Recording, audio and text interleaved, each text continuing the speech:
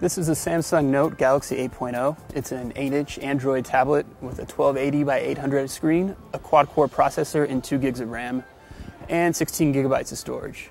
Basically, it's more or less equipped to handle anything you need out of a tablet.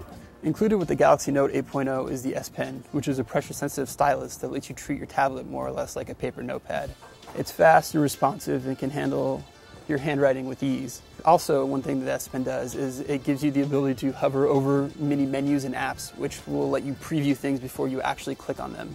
It seemed like it was more work and effort just to get the feature to, act as it should. And, for me, it was something that I played with a few times and eventually stopped using. And that's sort of a microcosm for the stylus functionality as a whole. The hardware is fine and works totally as advertised, but unless it's something you were looking for before you bought this device, I don't know that it's a feature that you'll find yourself returning to over and over again. The other interesting feature that Samsung put on top of Android here is the ability to support multiple apps on the same screen. So using any of, a handful of supported apps that Samsung provided, you can actually have 2 apps running at the same time.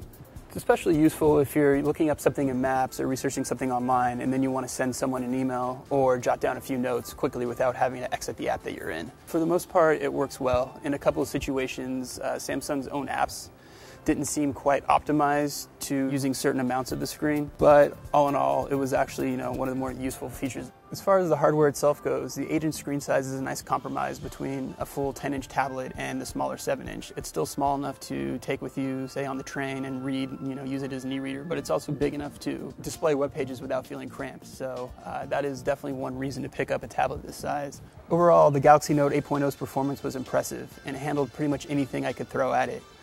The main areas where it got caught up is looking at full-size web pages meant for PCs. It got especially stuttery and slow there, but for pretty much any other use, it held up and performed as expected. Comparing the Galaxy Note 8.0 to the iPad really just comes down to a matter of taste. All in all, they perform about the same. If you're more into games or more into sort of digital magazines, the iPad might be a little bit better. It also has a 4:3 screen, which lends itself to reading and web browsing.